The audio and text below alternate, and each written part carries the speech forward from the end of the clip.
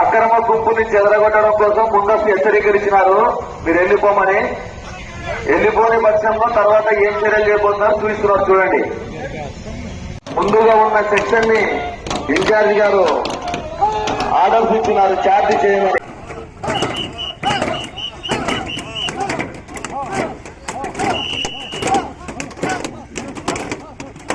మాకు అక్కడ నుంచి ఎదిరిపోయినందున ఇన్ఛార్జ్ గారు వెనక్కి రమ్మని ఉత్తర్వులు జారీ చేసినారు.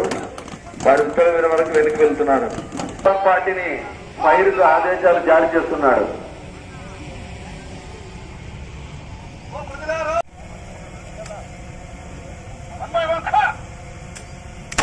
ఇన్ఛార్జ్ గారి ఉత్తర్వుల వరకు ఫైర్ జరపడం మొదలు పెట్టినారు.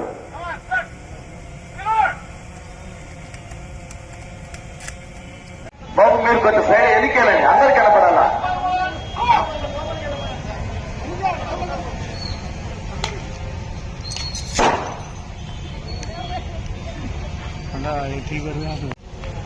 మాబుని చెదరగొట్టడానికి ఇందాక 2 టీయర్ గ్యాసులు వదిలినారు. కదలని పక్షంలో తదుపరి చర్యలు ఏం చేయాలని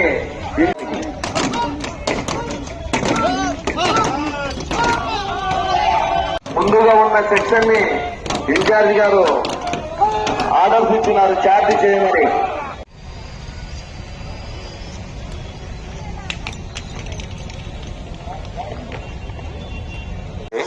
ఎలక్షన్లు అయితే మనకి ప్రశాంతంగా జరిగాయి.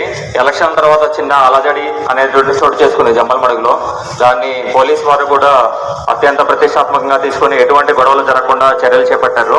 అదేవిధంగా రాబోయేటువంటి కౌంటింగ్ సమయంలో కూడా ప్రజలందరూ కూడా ఎటువంటి గొడవలు అల్లందుకు పాల్పడకుండా శాంతి భద్రతల పర్యవేక్షణకు పోలీసు వారికి సహకరించాలని కోరుతున్నాం.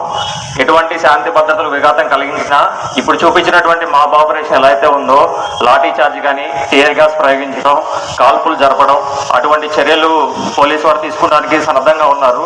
కాబట్టి ప్రజలందరూ కూడా శాంతి భద్రతల పర్యవేక్షణకు పోలీసు వారికి సహకరించాలని కోరుతున్నాం.